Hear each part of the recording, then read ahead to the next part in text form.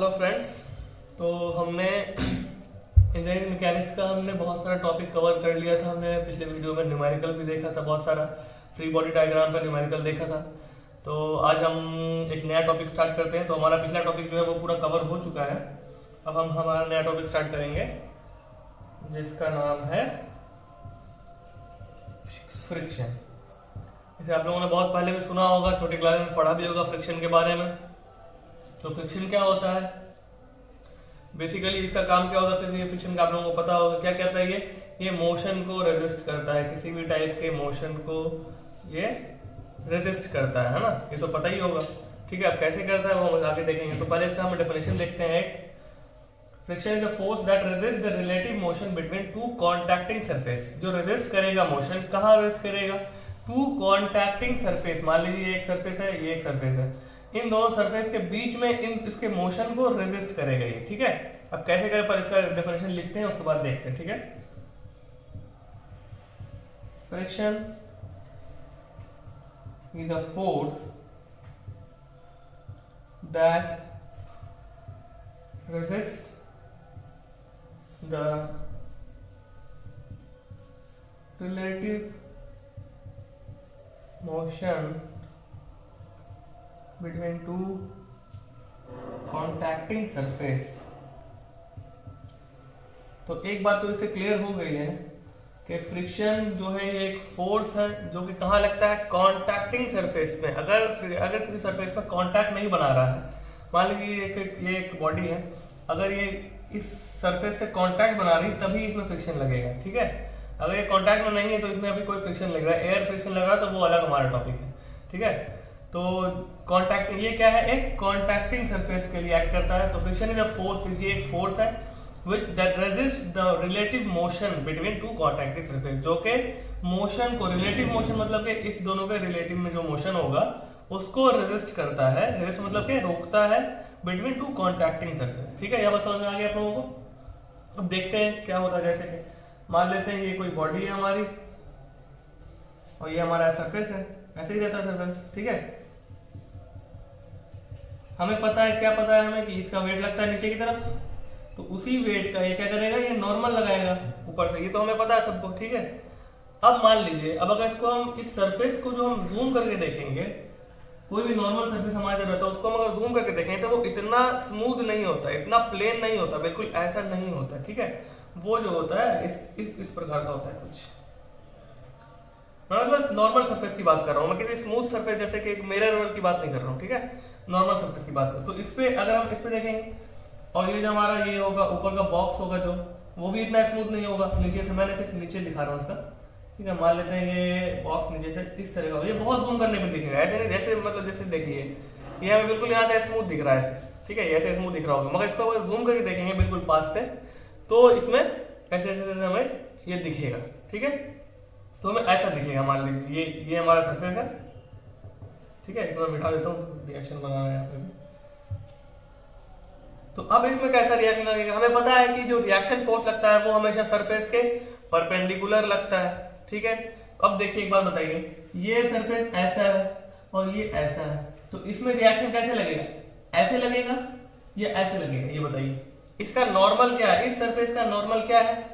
ये है इसका नॉर्मल, है ना, क्योंकि ये सरफेस कैसा टिल्टेड है इधर, तो हमारा नॉर्मल क्या होगा? तो हमारा नॉर्मल क्या होगा? इसमें ऐसे होगा। ठीक है, अब उसी तरह से ये वाला सरफेस जैसे इसमें भी ऐसे लगेगा, इसमें भी ऐसा लगेगा। ठीक है, तो अब इसको हम क्या बोल देते हैं? इसको हम बोल देते हैं आरएम, रिएक्शन फोर्स लग रहा है। इसमें रिएक्शन कैसा लगेगा? किसी एंगल पर लगेगा। इसमें ये स्मूथ था बिल्कुल, ये हमारा कोई स्मूथ सरफेस हमने लिया था, तो इसका बिल्कुल नॉर्मल, क्योंकि इसका सरफेस कैसा था? बिल्कुल स्मूथ था। ठीक है, तो इसमें सरफेस पे परपेंडिकुलर लग रहा था। इसमें क्या हो रहा है? इसमें सरफेस स्मूथ नहीं है, तो इसका क्या हो रहा है? इसके जो परपेंडिकुलर है वही लगेगा। ये सरफेस ऐसा है, यहाँ पे ऐसा है, यहाँ पे ऐसा है। ठीक है, तो ये हमारा एंगल पे लग रहा है। अब क्या होगा? अब देखिए, ये जो रिएक्शन इधर लग रहा है इसका क्या होगा? इसका दो कंपोनेंट होगा, किसी भी फोर्स का दो कंपोनेंट होता है, एक होता है एक्स में, एक होता है वाई में। ठीक है, अब देखिए क्या होगा, इसका जो, इसको मैं मिटा देता हूं।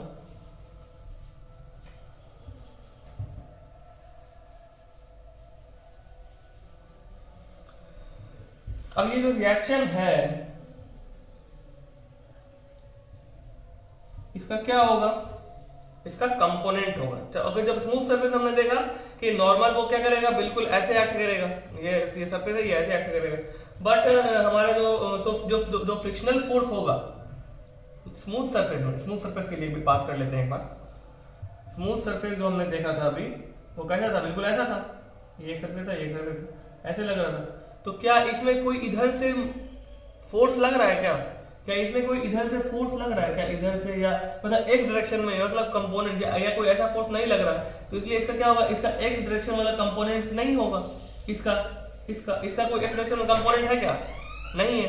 अगर हम इसकी बात करें, इसका आर का, तो इसका होगा एक्स और वाई दोनों में होगा, क्यों, क्योंकि एक एंगल पे है, ठीक है। तो इसका कोई एक्स डायरेक्शन में फोर्स नहीं है, मतलब इधर से कोई फोर्स नहीं लगेगा। इसलिए क्या होगा, जब हमारा जो स्मूथ सरफेस होगा उसमें जो फ्रिक्शनल फोर्स होगा वो जीरो होगा, ठीक है। स्मूथ, वेरी स्मूथ सरफेस के लिए फ्रिक्शनल फोर्स जो होता है वो जीरो होता है, ठीक है। ये बात हमेशा याद रखेंगे। अब हम बात करेंगे हमारे नॉर्मल बॉडी के लिए। तो नॉर्मल बॉडी में देखा कैसा लगेगा फोर्स, इस तरफ से लगेगा ऐसे। अब इसका क्या हो जाएगा, नॉर्मल एंड रिएक्शन। अब इसका क्या होगा, हम कंपोनेंट देखेंगे, ये रिएक्शन हमारा है, ठीक है। अब इसका कंपोनेंट कैसे होगा, एक इसका ऐसे कंपोनेंट होगा और एक इसका ऐसे कंपोनेंट होगा, ठीक है ना। एक इसका ऐसे कंपोनेंट होगा, मैं यहाँ बता देता हूँ, और एक इसका ऐसे कंपोनेंट होगा, ठीक है। तो इसका इस कंपोनेंट को हम, ये कंपोनेंट में क्या है, परपेंडिकुलर, इसको हम बोलेंगे नॉर्मल, ये हमारा नॉर्मल रिएक्शन हो जाएगा। और ये वाला जो कंपोनेंट है हम उसको क्या बोल देंगे, फ्रिक्शनल फोर्स। तो यही जो फोर्स है, मतलब कि जो रिएक्शन लग रहा है किसी बॉडी पे, उसका जो एक्स कंपोनेंट होगा, जो इधर से कंपोनेंट लग रहा होगा, उसको हम बोलते हैं फ्रिक्शनल फोर्स, ठीक है। ये बात समझ में आ गई आप लोगों को, क्या होता है फ्रिक्शनल फोर्स, ठीक। और ये जो हमारा नॉर्मल लगेगा उसको हम क्या बोलेंगे, नॉर्मल बोलेंगे, ठीक है। तो ये हमेशा याद रखेंगे कि फ्रिक्शनल फोर्स जो होता है वो हमेशा टैंजेंशियल रिएक्शन होता है, ठीक है। This friction force are tangential reaction. तो टैंजेंशियल क्या होता है, जो टैंजेंटली लग रहा है, जैसे ये बॉडी हमारी है, इसका कोई ऐसे फोर्स लग रहा है, तो ये हम इसके बोलेंगे इसको टैंजेंशियल लग रहा है बॉडी, ठीक है, ये टैंजेंट में लग रहा है इसको, ठीक है। तो इसी जो टैंजेंशियल फोर्स होता है उसको हम बोलते हैं फ्रिक्शनल फोर्स, ठीक है। समझ आ गई बात। तो हमारा क्या होगा, ये N1 मान लेते हैं, इसको भी होगा, ये इसको N2 मान लेते हैं, इसमें भी होगा, इसको N3 मान लेते हैं। उसी तरह से यहाँ पे होगा, यहाँ पे होगा और यहाँ पे होगा। ये हमारा क्या हो जाएगा, F1, F2 एंड F3, ठीक है। ये F1, F2, F3 क्या है, हमारा फ्रिक्शनल फोर्स है। और N1, N2, N3 जो है, ये N1, N2, N3 ये हमारा नॉर्मल फोर्स है, ठीक है। समझ आ गई बात, वेरी गुड। इसको नोट कर लेंगे हम।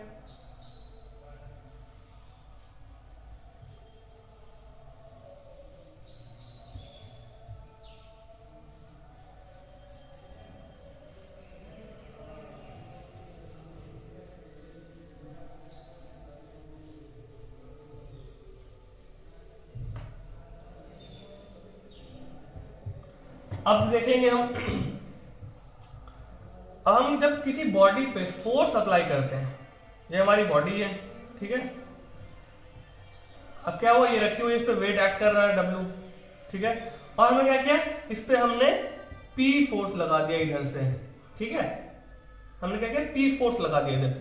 तो जब भी हम किसी बॉडी पे कोई फोर्स लगाते हैं तो क्या होता है, उसका जो फ्रिक्शनल फोर्स होता है, उसका जो नॉर्मल फोर्स होता है, वो नॉर्मल फोर्स होता है वो उसका स्लाइटली शिफ्ट कर जाता है राइट की तरफ। मान लीजिए मैंने इधर फोर्स लगा रखा है, तो इसका जो नॉर्मल फोर्स होगा, तो ये कैसे एक्ट करेगा, ये ऐसे हो जाएगा। इसका नॉर्मल यहाँ थोड़ा सा कम लगेगा, यहाँ थोड़ा सा ज्यादा लगेगा, यहाँ से ज्यादा लगेगा, यहाँ उससे ज्यादा लगेगा और यहाँ सबसे ज्यादा लगेगा, ठीक है। तो इसका जो नॉर्मल का जो एवरेज होता है बेसिकली, ये थोड़ा सा शिफ्ट यहाँ होके यहाँ पे आ जाता है, ठीक है। ये हमेशा हम याद रखेंगे। W इसका तो ये एक्ट करेगा बीच में, ठीक है। ये हमारा फोर्स लग रहा है, ये इसका नॉर्मल है, ठीक है। तो नॉर्मल जो है वो स्लाइटली यहाँ था, बीच में था, नॉर्मल हमेशा बीच में होता था, वैसे क्या होगा, ये इसका शिफ्ट कर जाता है थोड़ा सा इधर, ठीक है। ये समझ गए बात, इसको हम याद रखेंगे, ये हमारा आगे काम आने वाला है, ठीक है। अब हम बात करते हैं टाइप्स ऑफ फ्रिक्शन के बारे में, ठीक है। टाइप ऑफ फ्रिक्शन के बारे में, तो सबसे पहला हमारा टाइप होता है, हम इसके बारे में पढ़ेंगे, वो हमारा है limiting friction.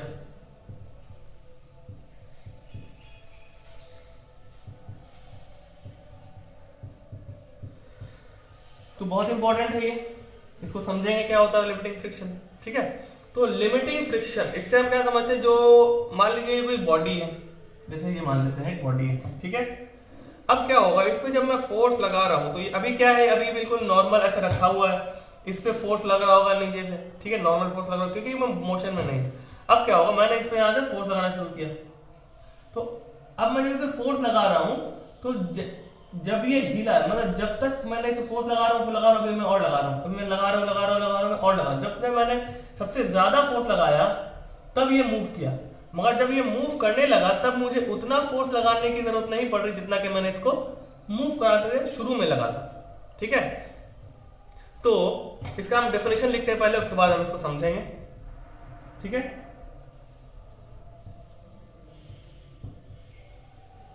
The maximum friction force that can be developed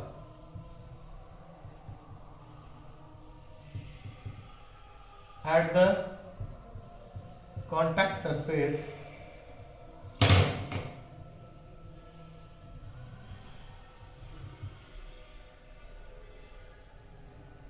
when body is just on the point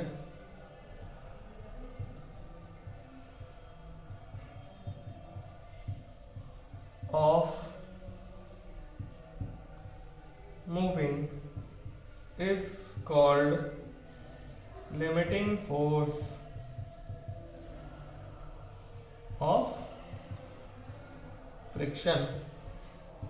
तो इसको समझेंगे क्या हो, क्या बोल रहा है द मैक्सिमम फ्रिक्शन फोर्स। तो समझ रहे ये एक फ्रिक्शन फोर्स है, ये सबसे मैक्सिमम फ्रिक्शन फोर्स है। ठीक है, मैक्सिमम तो सबसे ज्यादा friction force that can be develop, जो कि डेवलप होता है एट द कॉन्टैक्ट सरफेस। ठीक है, कहां डेवलप, कॉन्टैक्ट सरफेस डेवलप होता है, पता है, when body is just on the point of moving, जब बॉडी बिल्कुल उस पॉइंट पे होती है जबकि बस वो मूव करने वाली हो।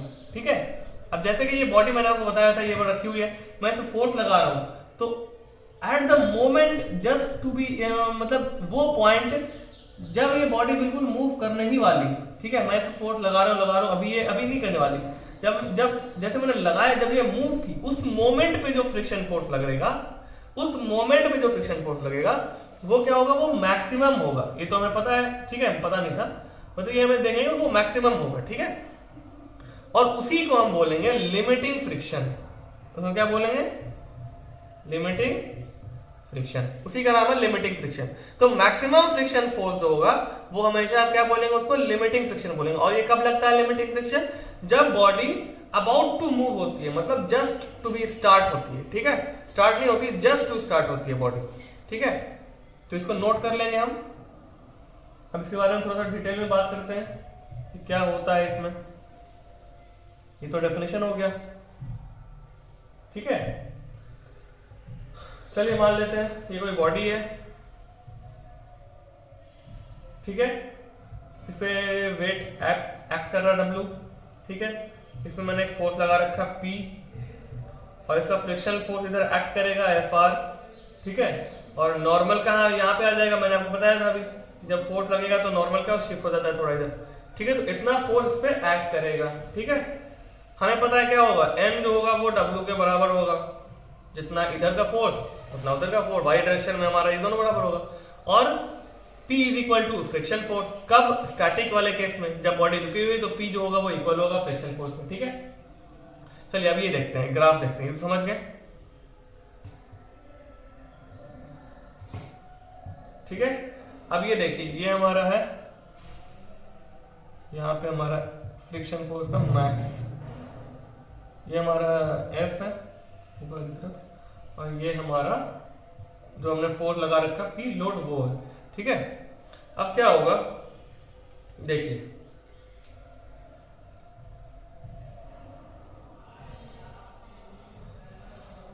हमने क्या किया, यहां से P ये बढ़ रहा है इधर। ठीक है, हमने क्या किया, P को बढ़ाना शुरू किया, तो जैसे जैसे हम P बढ़ा रहे हैं, यहाँ पे हमने पहुंचे। ठीक है, हम यहाँ पे पहुंचे, यहाँ पे P कुछ था, फ्रिक्शन फोर्स भी बढ़ा, इसका जो फ्रिक्शन फोर्स था वो भी बढ़ गया, हमने P को और बढ़ा दिया। ठीक है, तो फ्रिक्शन फोर्स भी बढ़ गया। हमने पी को और बढ़ा दिया तो फ्रिक्शन फोर्स भी बढ़ गया, हमने पी को और बढ़ा दिया फ्रिक्शन, अब हमने यहां तक ले गए। ठीक है, अब यहां तक जाने के बाद क्या हुआ, इसका फ्रिक्शन फोर्स का मैक्सिमम पॉइंट रीच कर गया। ठीक है, यहां मान लेते हैं, ठीक है, यहां तक हम ले गए। अब इसका फ्रिक्शन फोर्स का मैक्सिमम क्या होता है, मतलब ये बॉडी जितना फ्रिक्शनल फोर्स लगा सकती है, ठीक है, ये बॉडी जितना फ्रिक्शनल फोर्स लगा सकती है। फ्रिक्शन फोर्स किस पे डिपेंड करता है, इसके मास पे डिपेंड करता है, वो हम पढ़ेंगे आगे। ठीक है, तो हम मान लेते हैं ये क्या है, इसका मैक्सिमम फ्रिक्शन फोर्स है। ठीक है, इसका मैक्सिमम ये इतना ही लगा सकती है, मगर क्या हम क्या लोड इतना ही लगा सकते हैं, हम लोड तो और भी ज्यादा लगा सकते हैं, इसको पहले मिला लेते हैं। ठीक है, यहां तक हमने बॉडी में मूव नहीं की, यहां तक बॉडी ने रेजिस्ट कर लिया फ्रिक्शन फोर्स की वजह से, मगर जब हमने इससे ज्यादा पी लगा दिया, हमने जब इससे ज्यादा पी लगा दिया तो क्या हुआ, तो होगा ये कि जैसे यहां पे पहुंचेगा ना, जैसे ही ये इसी को इस पॉइंट को बोलते हैं लिमिटिंग फ्रिक्शन, मतलब कि लिमिट यही तक थी, इसके बाद अगर कोई फोर्स लगेगा, इस पॉइंट के बाद अगर फोर्स हम थोड़ा सा भी आगे बढ़ाएंगे तो क्या हो जाएगी, बॉडी जो है वो मूव कर जाएगी। और एक चीज और होगा इसमें, और क्या होगा, फ्रिक्शनल फोर्स जो है वो अचानक से डाउन हो जाएगा। ठीक है, क्यों, क्योंकि हमने अभी देखा है कि लिमिटिंग फ्रिक्शन जो होता है वो मैक्सिमम होता है। ये क्या होता है, ये मैक्सिमम होता है सभी टाइप में। ठीक है, तो लिमिटिंग फ्रिक्शन क्या हो जाएगा इसका, मैक्सिमम यहाँ पे इतना ही लिमिटिंग फ्रिक्शन है इसका, तो मैक्सिमम पॉइंट फ्रिक्शन यही लगेगा। अब जैसे ही मैंने इसका पी बढ़ाया तो क्या हुआ, इसका फ्रिक्शनल फोर्स जो होगा कम हो जाएगा। ठीक है, अब इस पे कम फ्रिक्शन लगने लगेगी, जैसे ये बॉडी मूव करने लगेगी वैसे ही इस पे कम फ्रिक्शन लगेगा, और इस पे जो है लिमिटिंग फ्रिक्शन नहीं बल्कि अब इस पे कौन सा फ्रिक्शन ऐड करेगा, काइनेटिक फ्रिक्शन। ठीक है, ये क्या होता है, हमने बताया आपको कि लिमिटिंग फ्रिक्शन कब लगता है, लिमिटिंग फ्रिक्शन कब लगता है, जब बॉडी अबाउट टू मूव होती है, बस ये वाला पॉइंट जो है ये हमारा क्या होता है, लिमिटिंग फ्रिक्शन होता है। ठीक है, इसको लिख लेंगे, और ये हमारा कौन सा फ्रिक्शन था, ये हमारा स्टैटिक फ्रिक्शन था। ठीक है, और अब जो हमारा लगेगा, अब जो लिमिटिंग फ्रिक्शन के बाद जो लग रहा है ये कौन सा फ्रिक्शन होगा, ये होगा काइनेटिक फ्रिक्शन। ठीक है, ये क्या होता है, हमेशा लिमिटिंग फ्रिक्शन से कम होता है। Limiting friction is always greater then kinetic friction. ठीक है, ये हम याद रखेंगे हमेशा। ठीक है, लिमिटिंग फ्रिक्शन जो होता है वो हमेशा कम होता है किससे, काइनेटिक फ्रिक्शन से। तो क्या हो जाएगा, ये बिल्कुल कम हो जाएगा और फिर ये कांस्टेंट हो जाएगा, फिर ही चलने लगेगा, कम हो गया यहाँ पे कांस्टेंट हो जाएगा। ठीक है, तो इसको नोट करेंगे। ठीक है, अब इससे हमने क्या सीखा कि हमने क्या देखोगे, हमने जब P फ्रिक्शन फोर्स से मतलब मैक्सिमम फ्रिक्शन फोर्स जो कि हम लिमिटिंग फ्रिक्शन बोलते हैं, उससे ज्यादा जब मैंने P लगाया तो क्या हुआ, लिमिटिंग फ्रिक्शन जो है वो क्रॉस कर गया, मतलब इससे ज्यादा फ्रिक्शन ये नहीं लगा सकता, मतलब मैक्सिमम फ्रिक्शन जो लगा सकता था वो क्या था, लिमिटिंग फ्रिक्शन था ये बॉडी। अब वो तो लगा दिया इसने, मगर उससे ज्यादा भी जब P लगने लगा तो क्या हो जाएगा, ये क्या लिमिटिंग फ्रिक्शन छोड़ के काइनेटिक फ्रिक्शन लगाने लगेगा। ठीक है, तो बॉडी मूव करने लगेगी, जब बॉडी मूव करने लगेगी तो कौन सा फ्रिक्शन लगेगा, काइनेटिक फ्रिक्शन लगेगा। ठीक है, ये याद रखेगा। ओके, चलिए इसको नोट करिए, अब अगला पॉइंट बताते हैं आपको। तो लिमिटिंग फ्रिक्शन और काइनेटिक फ्रिक्शन समझ में आ गया, क्या होता है लिमिटिंग और क्या होता है काइनेटिक फ्रिक्शन।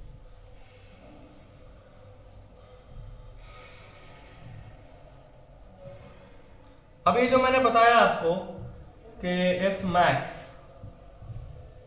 लिमिटिंग फ्रिक्शन जिसको हम बोलते हैं, ये क्या होता है, ये होता है म्यू इंटू एन। अब क्या है म्यू, क्या है एन, ये समझेंगे। म्यू जो है वो हमारा है स्टैटिक कोफिशिएंट ऑफ फ्रिक्शन, ये स्टैटिक कोफिशिएंट ऑफ फ्रिक्शन है, म्यू बोलते हैं इसको। ठीक है, ये बॉडी है, ठीक है, इस पे एन लग रहा है, इस पे कोई डब्ल्यू है मान लेते हैं। ठीक है, ये बॉडी रुकी हुई है। ठीक है, ये बॉडी क्या है, रुकी हुई है। ठीक है, अब इस पे हमको क्या निकालना है, एफ मैक्स निकालना है, मतलब इस बॉडी, ये जो बॉडी है ये ज्यादा से ज्यादा कितना फ्रिक्शन फोर्स लगा सकती है, एफ मैक्स। ठीक है, ये बॉडी अपने वेट के हिसाब से, ये बॉडी जो भी है अपने वेट के हिसाब से कितना ज्यादा से ज्यादा फोर्स लगा सकती है। मतलब हमने क्या निकालना है कि इस बॉडी को मूव, अगर कोई क्वेश्चन बोले कि इस बॉडी को मूव कराने के लिए कम से कम कितने फोर्स की जरूरत है, तो हम क्या बोलेंगे, इसका जितना लिमिटिंग फ्रिक्शन होगा वही, क्योंकि लिमिटिंग फ्रिक्शन कम से कम फोर्स है जिसमें ये बॉडी मूव कर सकती है। अगर हम उससे थोड़ा सा ज्यादा लगाएंगे तो क्या हो जाएगा, बॉडी मूव कर जाएगी। तो सबसे कम कौन सा फोर्स लगेगा जो कि इस बॉडी को मूव करा सके, वो होगा लिमिटिंग फ्रिक्शन, या फिर इसको बोलेंगे हम एफ मैक्स। मतलब स्टैटिक, मतलब स्टैटिक जब कोई बॉडी रुकी हुई है उसको रोके रखने के लिए ज्यादा से ज्यादा फोर्स क्या होगा, लिमिटिंग फ्रिक्शन। ठीक है, तो हम उसकी हमें कैसे निकलता है, म्यू इंटू एन। म्यू क्या होता है, कोफिशिएंट ऑफ स्टैटिक फ्रिक्शन, ये हमें क्वेश्चन में गिवन होगा, म्यू इज इक्वल टू 0.2 ऐसे कुछ गिवन होगा, और एन क्या है हमारा, नॉर्मल रिएक्शन। ठीक है, तो हमारा एफ मैक्स कैसे निकलेगा, म्यू इंटू एन।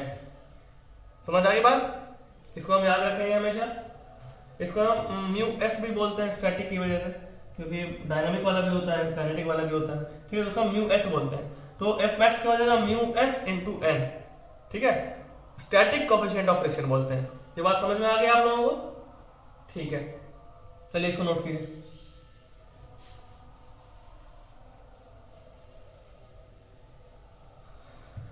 अब आगे देखते हैं, अब क्या होगा, as soon as the body starts moving the friction force suddenly drop. जो मैंने आपको बता दिया कि जैसे बॉडी मूव करना स्टार्ट कर देगी तो जो फ्रिक्शन फोर्स है वो सडनली ड्रॉप कर जाता है। ठीक है, जो मैंने यहाँ पे आपको ग्राफ बताया था, अचानक से वो नीचे आ गया था।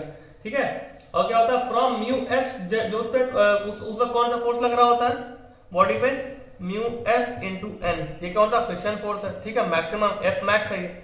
उसके बाद जैसे बॉडी मतलब उससे ज्यादा फोर्स लगता है तो उस पर कौन सा फ्रिक्शन फोर्स कर रहा है, म्यू के इंटू एन। म्यू के क्या है, म्यू के काइनेटिक, यह है काइनेटिक कोफिशिएंट ऑफ फ्रिक्शन।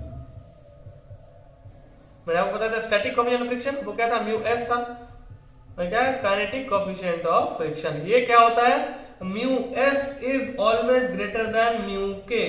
जिस तरह से मैंने आपको बताया था कि static friction is always greater then, sorry, limiting friction is always greater then kinetic friction. उसी क्यों होता है वो, क्योंकि स्टैटिक फ्रिक्शन का फॉर्मूला क्या होता है, म्यू एस इंटू एन, और काइनेटिक का क्या होता है, म्यू के इंटू एन। तो इसमें एन तो दोनों में कांस्टेंट है, तो किसकी वजह से ये ज्यादा होगा, म्यू की वजह से।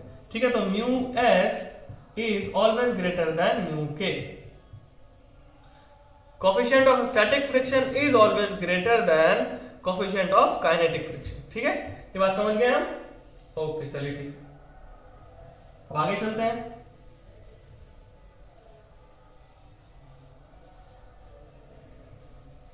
अब एक चीज यहां पे और समझ लेते हैं, छोटी सी चीज है कि पी हमने कोई फोर्स लगाते हैं, जो हम लोग पी लगाते हैं, ये अगर म्यू एस एन, ये क्या चीज है, ये क्या है, ये है हमारा लिमिटिंग फ्रिक्शन, है ना, मैक्सिमम, क्योंकि यहाँ पर स्टैटिक वाला है, लिमिटिंग है। तो इस केस में बॉडी क्या होगी, स्टैटिक रहेगी। हमें पता है क्यों स्टैटिक रहेगी, क्योंकि जो बॉडी जो मैक्सिमम फोर्स लगा सकता है रेजिस्ट करने के लिए, मोशन को रेजिस्ट करने के लिए, वो ज्यादा है हमारे अप्लाइड फोर्स से। ये क्या है, अप्लाइड फोर्स। ठीक है, तो क्या है इसमें कि जो बॉडी रोकने के लिए जो फ्रिक्शन फोर्स लग सकता है वो ज्यादा है हमारे अप्लाइड फोर्स से, इसलिए क्या होगी, बॉडी रुकी हुई है। ठीक है, अब दूसरा केस क्या हो जाएगा, जब हमारा जो लोड होगा, जो हम जो लगाएंगे वो होगा, वो इक्वल हो जाएगा। ठीक है, इसमें क्या हो जाएगा, body is just to move, मतलब मूव नहीं किए, बस अब मूव करने वाली है। इससे अगर 0.1 न्यूटन भी ज्यादा फोर्स लगेगा या कोई भी फोर्स, थोड़ा सा भी फोर्स ज्यादा लगेगा तो बॉडी मूव कर जाएगी। तो इस केस में बॉडी स्टैटिक तो रहेगी मगर जस्ट मूव रहेगी। ठीक है, स्टैटिक ही रहेगी इस केस में भी। तो ये कौन सा हो जाएगा, ये हमारा लिमिटिंग फ्रिक्शन हो जाएगा। ये लिमिटिंग नहीं था, सॉरी, ये काइनेटिक था, या ये हमारा मतलब कम भी हो सकता था, ये लिमिटिंग से कम भी हो सकता था। ठीक है, जो मैंने आपको ग्राफ बताया था, ये पार्ट, ये वाला जो पार्ट है, ये हमारा स्टैटिक फ्रिक्शन था, और ये पॉइंट सिर्फ हमारा लिमिटिंग फ्रिक्शन था। इसके बाद जो लगा ये काइनेटिक था, तो ये स्टैटिक है। ठीक है, क्योंकि बॉडी इसमें जो है वो ज्यादा लग रहा है। जब इक्वल हो जाएगा पी और जो काइनेटिक फ्रिक्शन वो इक्वल हो जाएगा, उसमें हम बोलेंगे क्या कि body is just to move. ठीक है, ये हमारा फर्स्ट केस था, ये हमारा सेकंड केस है, दोनों में बॉडी स्टैटिक है। तीसरे केस में क्या होगा, जब हमारा पी जो है वो ग्रेटर हो जाएगा हमारे म्यू एस इंटू एन से, ठीक है। तो इसमें क्या हो जाएगा, हमारी बॉडी विल स्टार्ट मूविंग, ठीक है। क्यों, क्या वो यहाँ पे क्या लगेगा ना, जब बॉडी स्टार्ट करने लगेगी तो क्या होगा, वहां पे काइनेटिक फ्रिक्शन लगने लगेगा, ठीक है। तो क्या हो जाएगा, कोएफिशिएंट ऑफ काइनेटिक फ्रिक्शन लगेगा। तो यह जो हमारा P है ये ग्रेटर हो गया है हमारे फ्रिक्शनल फोर्स से जो हमारा बॉडी लगा सकता है। तो ऑब्वियसली बात है, जब इधर से फोर्स, कोई बॉडी है, इधर से फोर्स कम लग रहा है फ्रिक्शन का और इधर से हमारा लोड ज्यादा लग रहा है, तो ये इसका रिजल्टेंट क्या होगा, इधर होगा। तो ये बॉडी क्या करेगी, मूव करने लगेगी इधर, ठीक है। ये बात समझ में आ गई आप लोगों को। तो यहां तक समझते हैं, इसके बाद इसको नोट कर लेंगे। अब आगे चलेंगे।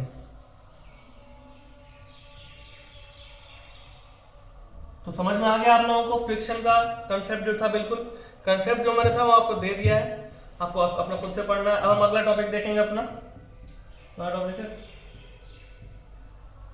Coulomb's law of dry friction.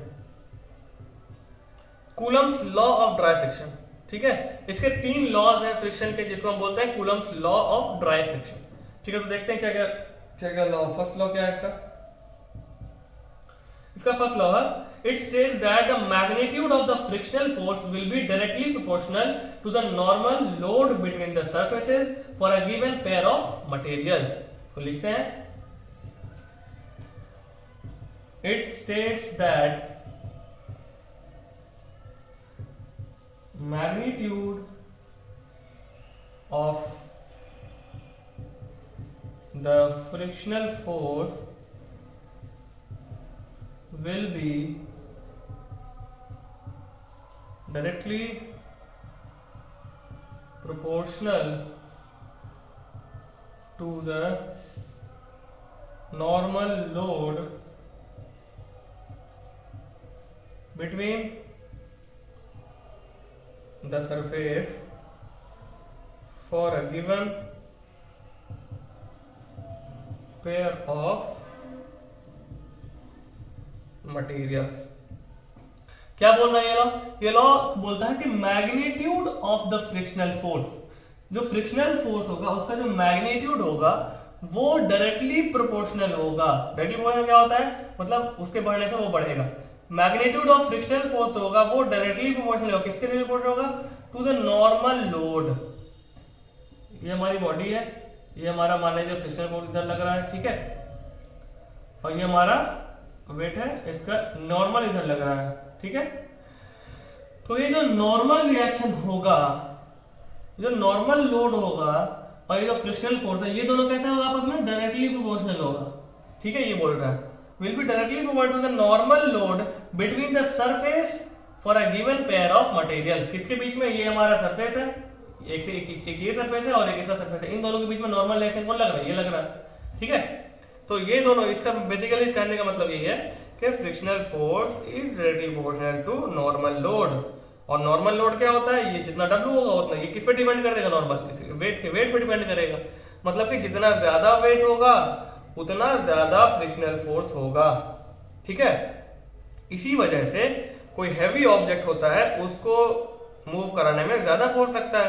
क्यों, क्योंकि उसका जो फ्रिक्शनल फोर्स है वो बढ़ जाता है। क्यों, क्योंकि frictional force is directly proportional to normal load and normal load is equal to weight, ठीक है। इसलिए जो लाइट ऑब्जेक्ट होता है उसको हम लोग मूव करा सकते हैं, उसमें कम फ्रिक्शन होता है, और जो हैवी ऑब्जेक्ट होता है उसको हम लोग मूव कराने में नहीं पाते क्योंकि उसका फ्रिक्शनल फोर्स ज्यादा होता है, ठीक है। तो फर्स्ट लॉ समझ गए आप लोग, इसको नोट करेंगे।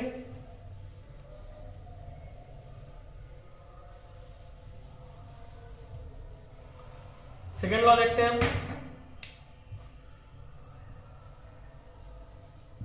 Second law of dry friction, ठीक है। क्या बोलता है ये,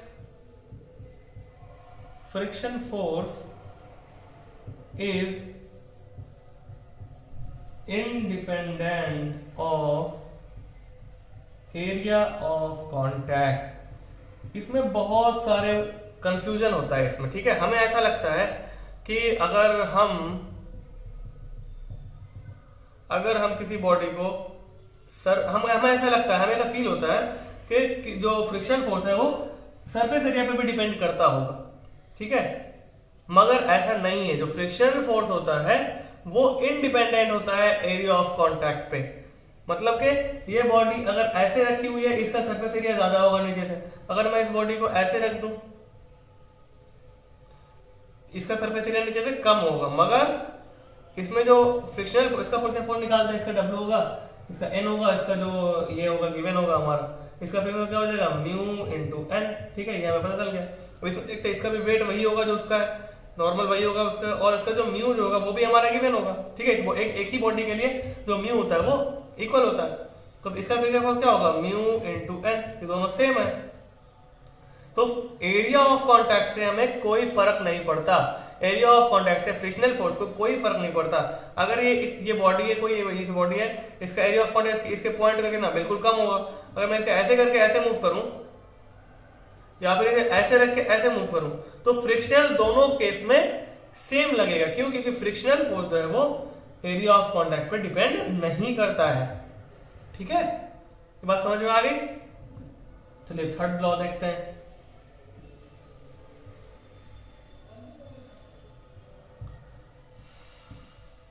third law of dry friction. ठीक है, क्या बोलता है ये? Kinetic friction force is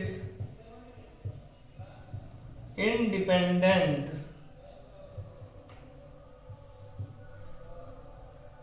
of velocity. अब जैसे हम काइनेटिक फ्रिक्शन का नाम सुनते हैं, हमारे दिमाग में क्या आता है? वेलोसिटी आता है, क्योंकि काइनेटिक मतलब कि मोशन में होगी कोई बॉडी में वेलोसिटी। मगर ऐसा कुछ नहीं है, जो काइनेटिक फ्रिक्शन फोर्स है वो भी वेलोसिटी पे डिपेंड नहीं करती है। ठीक है, वो क्या करती है? वेलोसिटी पे वो डिपेंड नहीं करती कि इसकी वेलोसिटी ज्यादा है या कम। हमने पता है ये क्या होता है, काइनेटिक फ्रिक्शन का फॉर्मूला क्या होता है? म्यू के इंटू एन। क्या इसमें कहीं पे वेलोसिटी दिख रही है आपको? नहीं दिख रही। नॉर्मल रिएक्शन क्या होगा? वो ये होगा, और म्यू के जो होगा वो हमारा गिवन होगा। तो वेलोसिटी से इसे कोई मतलब नहीं है। तो मतलब इसका जो काइनेटिक फ्रिक्शन होता है वो वेलोसिटी पर डिपेंड नहीं करता। ये हमारा थर्ड लॉ। ठीक है, समझ गए? चलिए आगे चलते हैं। अब एक क्वेश्चन देख लेते हैं। चलिए, ये तो हो गया हमारा तीन लॉ होते हैं, इसके कंप्लीट हो गए। अब एक छोटा सा क्वेश्चन देखते हैं, आप लोग ट्राई कीजिएगा इसमें। ठीक है, ये कोई बॉडी है, ये सरफेस पे रखी हुई है, इसका वेट मान लेते हैं 10 न्यूटन। 10 न्यूटन है। ठीक है, इसमें फोर्स लग रहा है इधर से। ठीक है, इधर से हम इसको फोर्स लगा रहे हैं 0.8 न्यूटन का फोर्स लगा रहे हैं। ठीक है, और इसका जो म्यू है वो गिवन है 0.1। ठीक है, अब इसमें क्या निकालना है आपको? फ्रिक्शन फोर्स निकालना है कि फ्रिक्शन फोर्स कितना लगेगा। निकालिए।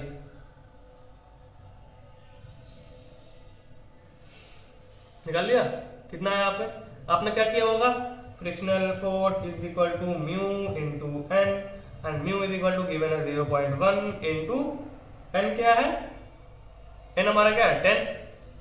10। इतना आपने निकाल लिया होगा। ठीक है, 1 न्यूटन। मगर क्या ये सही है? कैसे पता करेंगे? ये क्या बोल रहा क्वेश्चन में, पहले ये देखते हैं। इसका वेट कितना है? 10 न्यूटन है। ठीक है, और इसमें क्या बोल रहा है? फ्रिक्शनल फोर्स निकालने के लिए बोल रहा है। ठीक है, तो फ्रिक्शनल फोर्स कितना लगेगा इधर? हमने क्या किया इसका? हमने इसमें क्या कर दिया? इसका मैंने मैक्सिमम फ्रिक्शनल फोर्स निकाल दिया। ये मैंने क्या बताया था आपको? ये क्या है? मैक्सिमम फ्रिक्शनल फोर्स का फॉर्मूला होता है म्यू इंटू एन, या फिर म्यू एस बोल सकते हैं इसको। ये हमारा क्या निकल गया? मैक्सिमम फ्रिक्शनल फोर्स निकल गया। ठीक है, तो ये जो अगर 1 न्यूटन होगा, ये बॉडी मैंने आपको बताई थी स्टैटिक है, अगर ये 1 न्यूटन का फोर्स लगा रहा है तो क्या होगा? ये बॉडी इधर मूव करने लगेगी, क्योंकि इधर से तो सिर्फ 0.8 न्यूटन का फोर्स लगा है ना। इधर मतलब इधर मूव करने लगेगी, क्योंकि इधर से फ्रिक्शन फोर्स कितना लग जा रहा है? 1 न्यूटन का। इसमें क्या हो रहा है कि जितना लोड है उससे ज्यादा फ्रिक्शन फोर्स लग जा रहा है। ये बॉडी फिर स्टैटिक में मैंने बोल रहा हूं, तो ये बॉडी तो स्टैटिक हो ही नहीं सकती, क्योंकि फ्रिक्शनल फोर्स ज्यादा हो जा रहा है। ठीक है, और ये कब हो सकता है? जब ये तो हो ही नहीं सकता। ठीक है, ये हो ही नहीं सकता कि इधर से मतलब जो इधर से फोर्स लग रहा है वो उससे ज्यादा हो, या तो इसके इक्वल होगा या तो इससे कम होगा। इक्वल कब होगा? जब हमारी बॉडी स्टैटिक होगी, तो ये जो फोर्स होगा फ्रिक्शन, ये इसके इक्वल। तो इसका आंसर क्या हो जाएगा? फ्रिक्शन फोर्स इसका सीधा हो जाएगा 0.8 न्यूटन। जितना फोर्स इधर से लग रहा है उतना ही फोर्स इधर से लगेगा, उतना ही फोर्स इसका फ्रिक्शन लगेगा। क्यों? क्योंकि इसका ये कितना कर सकता है, रेजिस्ट 1 न्यूटन तक रेजिस्ट कर सकता है, और इधर से 0.8 न्यूटन लग रहा है, तो इधर से भी कितना लगाएगा ये फ्रिक्शन फोर्स, 0.8 न्यूटन ही लगाएगा, क्योंकि इसको बस इक्वल करना है, इसको बस रेजिस्ट करना है, मोशन को रोकना है। तो मोशन कितने तक हो सकता है, 1 न्यूटन तक होता है। तो अगर इससे 1 न्यूटन भी अगर लगता, यहां से अगर 1 न्यूटन भी लग रहा होता तो भी ये 1 न्यूटन ही लगाता। अगर उससे ज्यादा लग रहा होता तो फिर ये बॉडी मूव करने लगती, और ये कितना रहता, ये 1 ही रह जाता। क्यों? क्योंकि इसका मैक्सिमम फोर्स कितना है, फ्रिक्शन फोर्स 1 न्यूटन है। समझ में आ गई बात? ठीक है, तो इसमें बिल्कुल क्लियर होना चाहिए, इसमें कोई कंफ्यूजन नहीं होना चाहिए।